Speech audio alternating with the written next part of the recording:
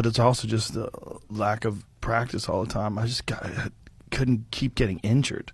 That's the problem. You would never fight again, would you? No, not now. I'm 53 years old. Would you fight another 53-year-old No, like on some Mike Tyson shit? doing? Yeah. No, Mike Tyson's still fighting demons, man. Wow. Those demons are still there. Mike Tyson is the reason why this desk is this width. Did I tell you that? No. This is real? Yeah.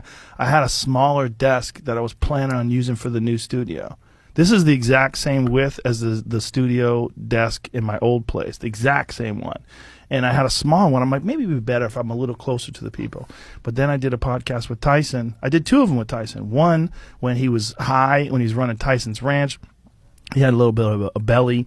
He was jolly. He was just high all the time. We had a wonderful conversation. And then next time he came in is when he's preparing for the Roy Jones fight. Oh, and wow. He was jacked.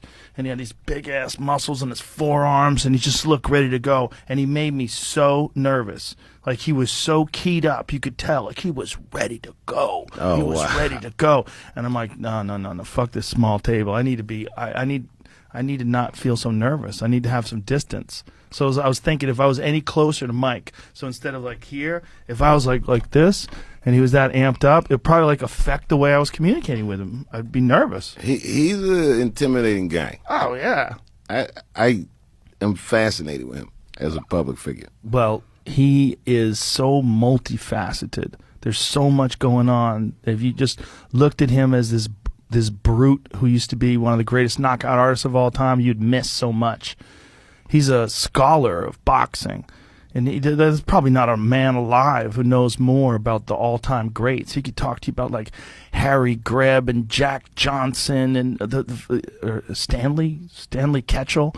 He'd talk to you about guys that like you never even heard before. Even the tattoos he's got. Oh yeah, Arthur Mao. Ashe and Mao. I think is Che Guevara on him too. I don't think so. Okay. Does he have Che Guevara? He definitely got Maybe. Mao and Arthur Ashe. Yeah, if he has Che Guevara, I hope he lasered it off.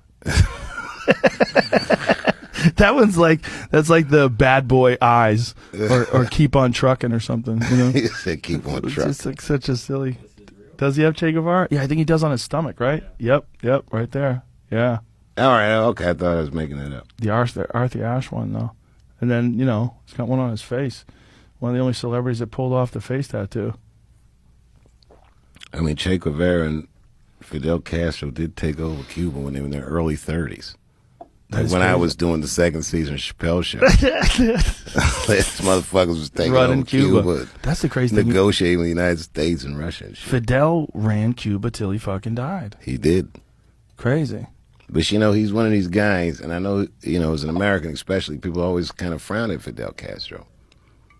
But I remember, like, the deployment of Cuban doctors, and the reason they were able to do that is because the education system was so good. Cuban doctors, some of the most renowned doctors in the world. Mm-hmm. Aid packages that Castro sent to Africa. It wasn't like Cuba was rolling in dough. I don't know. He's an interesting guy for time. And now I say these things, people are thinking, days of communists and shit like that. He's not all bad. Even close. No one's all bad. No one's all bad. Very few people are all bad. And I'll be the first to tell you, communism does not look fun to me. No, it's not. It removes incentive. Yeah. Everybody that looks at people like Bill Gates or Jeff Bezos, look at these billionaires and say they have too much. We got to eliminate billionaires. They have too much. They're the outliers. They're the weirdos that have figured out how to accumulate so much wealth that it's preposterous. But you can't take away all incentive for people to perform, because if you do that, you're not going to get any innovation. You're not going to get all the things you enjoy. You wouldn't have iPhones and Shure microphones and fucking Samsung TVs if people couldn't make money. It's funny because in our business, we make, millions of dollars and all this shit. We're like famous, and they still have award shows. Like, this is funny. And I get a trophy, too. This is crazy. It's really funny. And a red carpet to take pictures on. Yeah, it's just so. It's very strange. Yeah, it is very strange. You think you're ever going to do any more acting, or you just sticking to stand-up now? Man, I got this weird idea. I want to go to Africa and do some of these Nollywood movies. I've been watching them.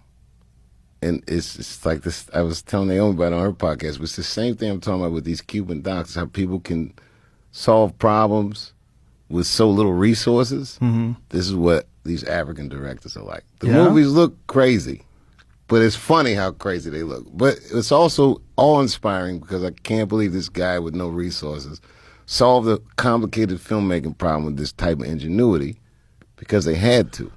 But what if somebody had a reputable American star to apply these tricks to?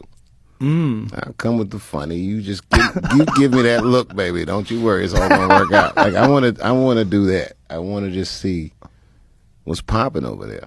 Africa's popping right now. Do you have an idea of like a script, like or an outline of a story? I don't know that I need one. You got to see one of these movies to know what I'm talking about. But it's just like something about it makes me feel like joyful when I watch it. Like someone's just, I don't know. I just want to try some shit. Tell you what, Africa's taking over in the UFC right now. Are they really? 3 African champions, and they're 3 arguably the best of all time. What countries? Do you know? Cameroon. That's This Francis is the guy you were Ngannou. telling me about. Ngannou, yes. They kept trying to get him in gangs. Yes. He fled the country. Yep. He found a way to train. That was a great story. It's a crazy story. They kept catching him when he was trying to get into Morocco, or from Morocco to Spain. To Spain, yeah. And they kept sending him back to the Sahara Desert Oh, wow. to die. That's what they just drop you off of the desert. Like, good luck. And he made it back 7 fucking times and finally made it across to Spain. They put him in jail in Spain for 2 months, which they do when you get over there. And then finally they released him. He was homeless in France, slept in a parking lot, made his way to a gym. And he wanted to be a boxer, and they're like, man, you should try MMA. And he was like, I want to be a boxer. But they paid him $500 to fight. So he's like, okay, I'll do it. So Wow. he beat the fuck out of some people. And now he's the heavyweight champion of the world. Oh, wow. And not just the heavyweight champion of the world, the most terrifying heavyweight champion of all time. Nice guy? Nice guy. Super nice guy. Super friendly. Just a sweetheart of a guy.